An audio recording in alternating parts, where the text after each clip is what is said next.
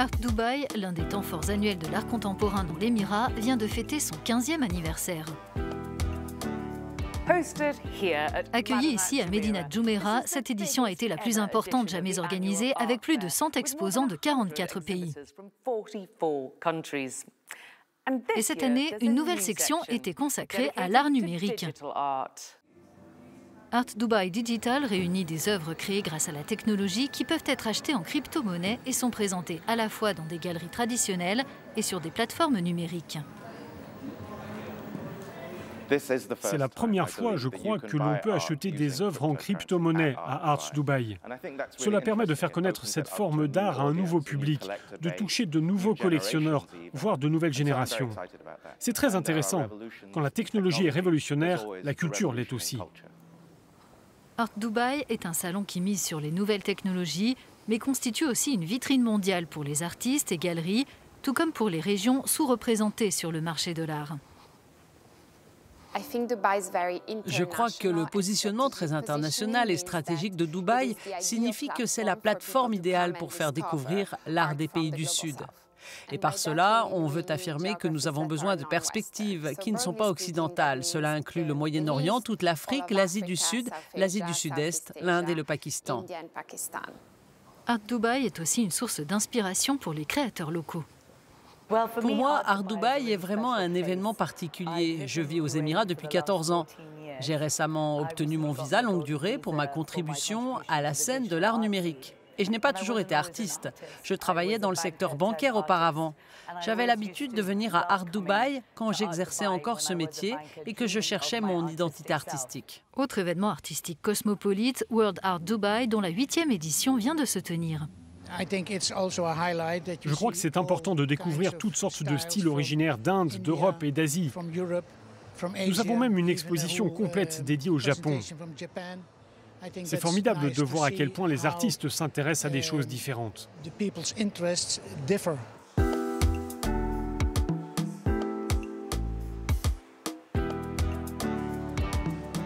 Le quartier artistique d'Al Serkal est sorti de terre ici dans la zone industrielle d'Al-Quoz où des entrepôts ont été reconvertis en galeries. 14 ans après sa fondation, ce district reste un terrain fertile pour l'innovation. Cette année, la galerie emblématique Concrete présente la toute première installation artistique ambisonique exposée à Dubaï. Elle invite les visiteurs à s'immerger dans des créations sonores.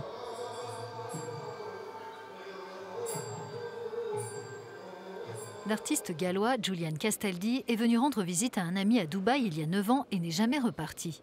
L'une de ses dernières œuvres est à découvrir à la Mestaria Gallery.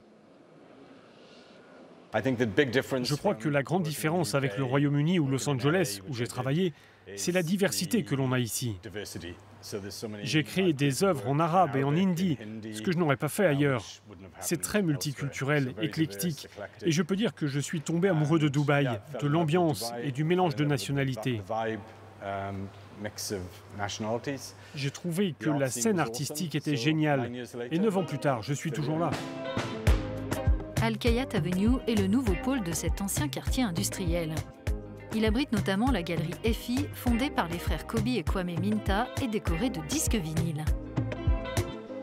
Notre première adresse permanente est donc Al Khayat Avenue, 19e rue dans le quartier d'Al-Quoz, qui était connu pour être une zone industrielle de Dubaï. Mais cette rue sera désormais dédiée à l'art et aux artistes. Effie présente actuellement la première exposition à Dubaï consacrée aux installations de capsules de bouteilles d'El Anatsui. Les œuvres de l'artiste ghanéen ont déjà été exposées dans les plus grands musées du monde. C'est un honneur de pouvoir faire connaître au monde El Anatsui et ses travaux. C'est la première exposition qui lui est entièrement consacrée et qui présente des œuvres d'une telle ampleur.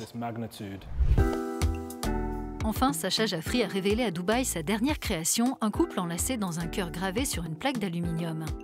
L'artiste britannique installé dans l'Émirat signe ici la première œuvre d'art qui sera officiellement installée sur la Lune. La scène artistique locale n'en finit pas d'explorer de nouveaux territoires.